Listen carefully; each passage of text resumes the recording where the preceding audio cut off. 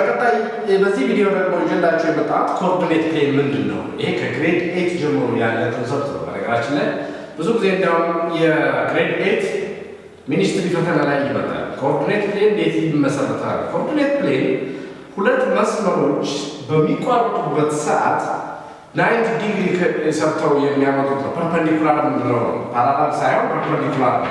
እሱ ብዙ ጊዜ በተከታታይ ሁለት ዓመት ኤግዛም ይመጣል። ፐርፐንዲኩላር ምንድነው? ይሄ እንግዲህ አይ ቲንክ ዩ ኖ ዚስ ኢዝ ዋይ አክሲስ ዚስ ኢዝ ኤክስ አክሲስ። ሶ ይሄ ዋይ አክሲስ ነው። ሶ ኢቺ ዲግሪ 90 ዲግሪ ናት፣ 90 ዲግሪ ናት። ይሄ ኮኦርዲኔት ፕሌን ይባላል። ኮኦርዲኔት ፕሌን እንደምታዩት ከአራት ክፍሎች የተከፈለ ነው። አንደኛው ክፍል ነው፣ ሁለተኛው ክፍል ይሄ ነው፣ 3 4 እያለ ይቀጥላል። ነገር ግን ስታንዳርድ አላቸው፣ ስም አላቸው እያንዳንዱ። ይሄ ቦታ የመጀመሪያው ቦታ ኳድራንት ዋን ይባላል። ኳድራንት ዋን this is ኳድራንት ዋን በሮማን ነምበር ነው የሚጻፈው። ኳድራንት ዋን ይባላል።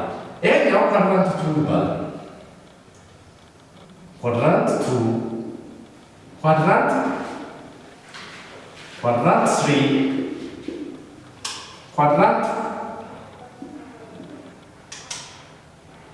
4 እንለዋለን ማለት ነው። ሶ ስማቸው ነው ይባላል። ነገር ግን ማወቅ ያለብን ነገር ከኦሪጂኑ ወደፊት ኤክስ አክሲስ ስንሄድ ኦልዌይስ ፖዚቲቭ ወደዚህ ያለው እያሳየዋቸው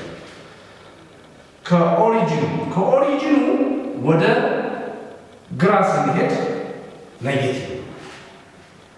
ሶ ለሚቀጥለው ቪዲዮ መሰራላችሁ በጣም ጥቅም ስላለው ይሄ በደንብ ተከታተሉላችሁ። እዚህ ወደ ላይ ስንሄድ ፖዚቲቭ ናቸው።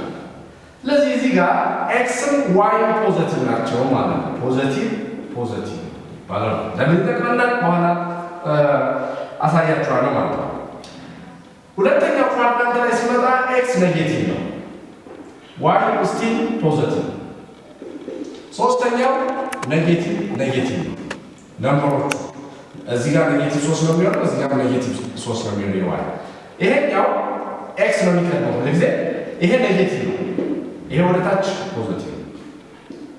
ይሄ በኋላ ለምናየው ዴፊኒሽን ይጠቅመናል ማለት ነው። ሶ የማንኛው አንግል ተርሚናል ሳይዱ እዚህ ጋር የሚያርፍ ከሆነ ያ አንግል ስም አለው፣ ኳድራንት 1 አንግል ይባላል።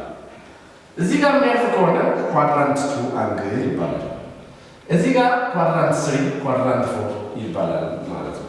ለምሳሌ እኔ ኤግዛምፕል ስናይ ይሄን እንመልከት።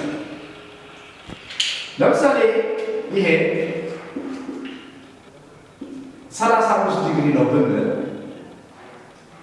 this angle is called first quadrant angle ይባላል። መጀመሪያ ያረፈው ስታንዳርድ አንግል ለማለት በዛኛው ቪዲዮ አይተናል። ሶ ይሄ አንግሉ ኳድራንት 1 ይባላል። በሌላ አማርኛ ይሄ 0 ዲግሪ ይባላል፣ ይሄኛው 90 ዲግሪ ነው። ሶ እዚህ የሚያርፍ በ0 እና በ90 የሚያርፍ ደግሞ ኳድራንት 1 ነው የምንለው ማለት ነው። ኳድራንት 1 ነው የምንለው ማለት ነው። Another example እንደዚህ አይነት አንግል ልናገኝ እንችላለን። ለምሳሌ 120 ይሄ 120 ዲግሪ ይሆናል። 120 ዲግሪ ኳድራንት 2 ነው ማለት ነው። ኳድራንት 2 ላይ ነው ተርሚናል ሳይድ ያረፈው ማለት ነው። ለምሳሌ 210 ብትባል ይሄ 90 ነው፣ ይሄ 180 ነው። 210 የት አካባቢ ነው? እዚህ አካባቢ ይሄ ማለት ነው። ሶ ይሄ ኳድራንት 3 ይባላል። ለምን? ተርሚናል ሳይድ ኳድራንት 3 ስላለው ማለት ነው። ኳድራንት 4 የምንለው በተመሳሳይ እንደዚህ አይነት ነገር ሆኖ ይሄኛው ኳድራንት 4 ይባላል ማለት ነው። ነገር ግን አንዳንድ አንግሎች ከኳድራንት ቦታ ከማረፍ ይልቅ አክሲሶቹ ላይ የሚያርፉ አሉ። ኤግዛምፕል ብዙ ሰው ለምሳሌ 0 ዲግሪ ስለማሳየ ብትለው ኮንፊውዝ ውስጥ ይገባል። 0 ዲግሪ ማለት ይሄ ማለት ነው። እዛው ራሱ ላይ ነው። አሁን የዚህ ተርሚናል ሳይድ አንድ ከሆነ ትንሽ ከፍ ይላል፣ ሁለት ከፍ እያለ 90 ሲመጣ እዛ ደረሰ። ሶ 0 ማለት እዛው ላይ ነው ላይ የሚያደርገው። ሶ 0 ዲግሪ ኳድራንት ዋን ኳድራንት ወይ ለምሳሌ 90 ዲግሪ እንነሳለን።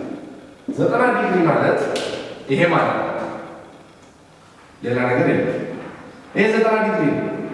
ኳድራንት ዋን ነው ወይስ ኳድራንት ቱ ነው የምንለው? ይሄ ነገር እነዚህን አንግሎች ኳድራንት ዋን ኳድራንት ቱ ሳይሆን የምንላቸው such type of angle are called quadrantal angle ይባላል። እነዚህ አንግሎች ምን አንግል ይባላሉ?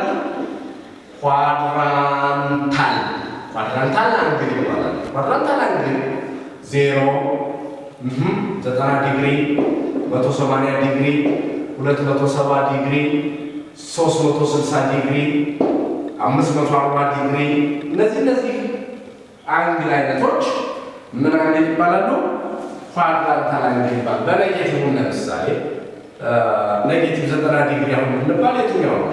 ይሄ ኔጌቲቭ 90 ዲግሪ ማለት ወደ ታች እንመጣለን። እንደዚህ ከዚህ ጋር እስካለፈ ድረስ ኳድራንታል አንግል እንላለን ማለት ነው። ሶ አንግሎችን ኳድራንት ዋን ነው ኳድራንት ቱ ነው ማለት እንችላለን።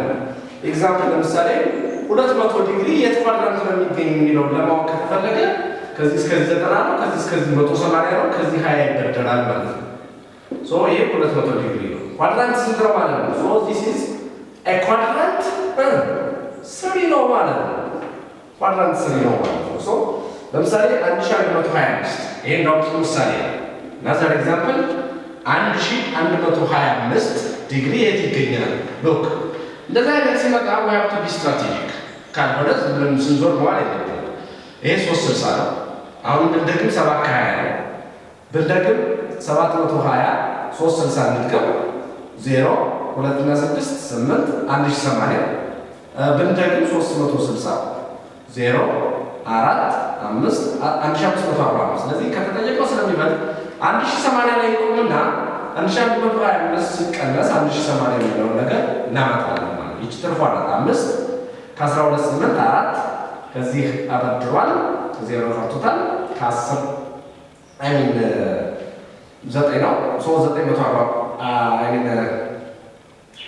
ይሄ 0 ነበረ 9 ነበር 8 ይሆናል ማለት ነው።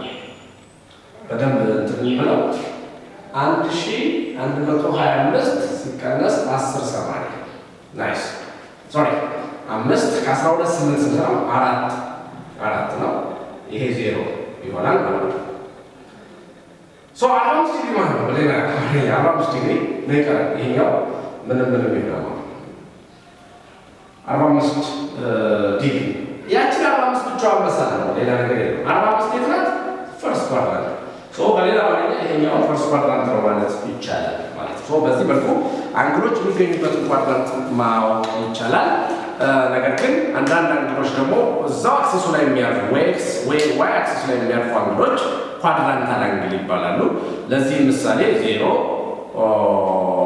90 ዲግሪ 180 27 በኔጌቲቭ በፖዚቲቭ ስንል እንግዲህ ያ አንግል ኔጌቲቪቲ የሚያሳየው ዳይሬክሽኑ ነው እንጂ መጠናቸው እንዳልሆነ በመጀመሪያው ቪዲዮ ለመናገር ሞክረናል።